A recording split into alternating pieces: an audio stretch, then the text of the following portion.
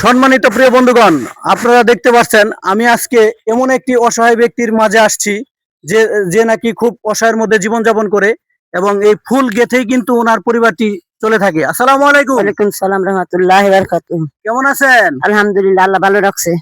আপনার ছেলে মেয়ে কয়জন? চারজন। চারজন। চারজনের মধ্যে ছেলে কয়জন? এক ছেলে। এক ছেলে না, তিনজন মেয়ে। না। ওগুলো বিয়ে দিয়েছেন? হ্যাঁ, সবাই বিয়ে শাদী হয়েছে। যাক মাশাআল্লাহ। ছেলেটা কি করে? টলি চালায়। ট্রলি চালায়, ভ্যান চালায়। উনি বিয়ে শাদী করছে তো না? বিয়ে শাদী করছে। যাক মাশাআল্লাহ।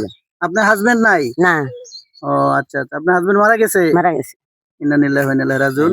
তো আপনি এই ফুলগুলো গেথে বিক্রি করে আপনার পরিবার চলে? চলে। ও আচ্ছা। ফুলগুলো কিরকম করে বিক্রি করেন? 50 টাকা। 50 টাকা পিস এক একটা? জি। ও দিনে কয়টা করে বানাইতে পারেন ফুল? 5টা 6টা 7টা। 5টা 6টা 7টা। তো কত করে পিস বিক্রি করেন? 50 টাকা পিস? 50 টাকা। তাহলে 5টার দাম আসে কত? আপনার 250 টাকা। জি। এই দিনে প্রতিদিন 250 টাকা পর্যন্ত আপনার ইনকাম হয় আর কি। ও আচ্ছা। তাহলে আমার কাছে একটা ফুল বিক্রি করেন আজকে। নেন। কত রাখবেন? 50 টাকায়। 50 টাকায় না? জি। আচ্ছা ঠিক আছে। তাহলে আপনি এই পুরাটাই একটাতেই গাঁথবেন? জি। আচ্ছা।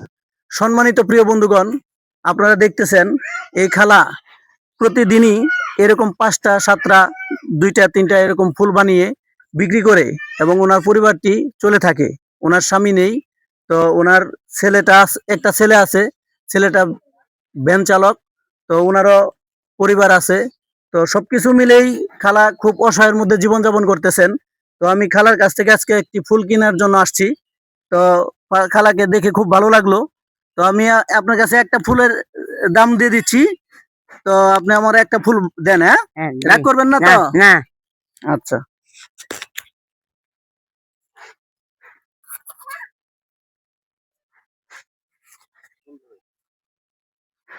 নেন। এই যে আপনি সারাদিনে 5টা পর্যন্ত বানাইতে পারেন না?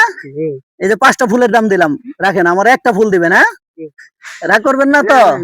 আচ্ছা ঠিক আছে। এই ফুলগুলো বানায় আপনি বিক্রি করে দিন। আমি নিব না, আপনার সাথে আমি মজা করলাম। ঠিক আছে? তো সবার জন্য আপনি দোয়া রাখেন, হ্যাঁ? প্রিয় বন্ধুগণ, আপনারা সবাই ভালো থাকবেন, সুস্থ থাকবেন। ভিডিওটি যদি ভালো লেগে থাকে অবশ্যই শেয়ার করে লাইক কমেন্ট করে দিবেন এবং এরকম অসহায় ব্যক্তিদের পাশে থাকার চেষ্টা করবেন এবং সবার জন্য দোয়া ও শুভকামনা রইল। আসসালামু আলাইকুম ওয়া রাহমাতুল্লাহি ওয়া বারাকাতুহু।